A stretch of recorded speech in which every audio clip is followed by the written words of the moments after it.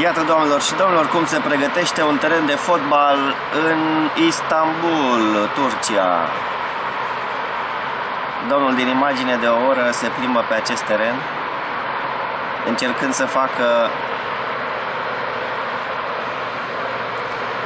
să lase niște semne pentru extraterestri.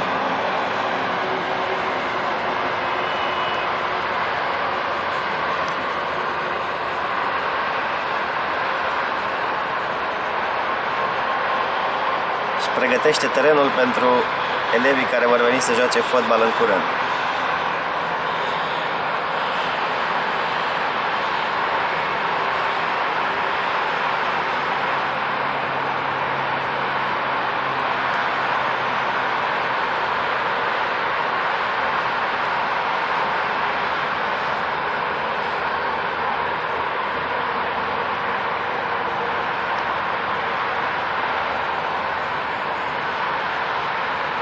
Este foarte perseverent, încă de dimineață, dis de dimineață.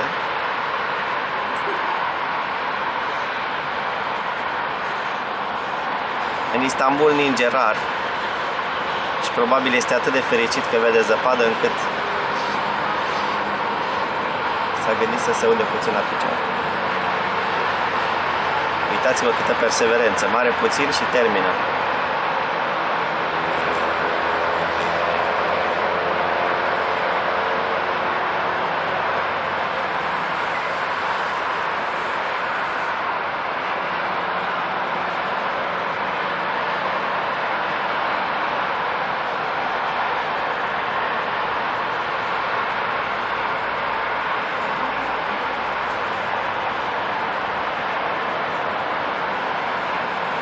Să vedem cum va face la sfârșit.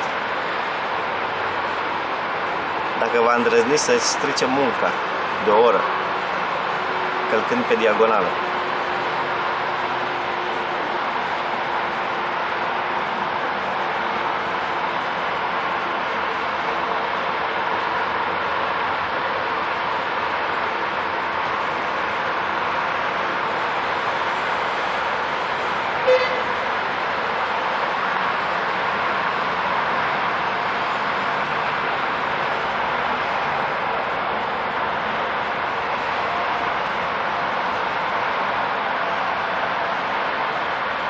Încă un rând de pași, doamnelor și domnilor.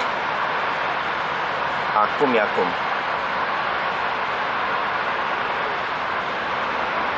Ups. Păi ia pe margine să nu-și trece munca.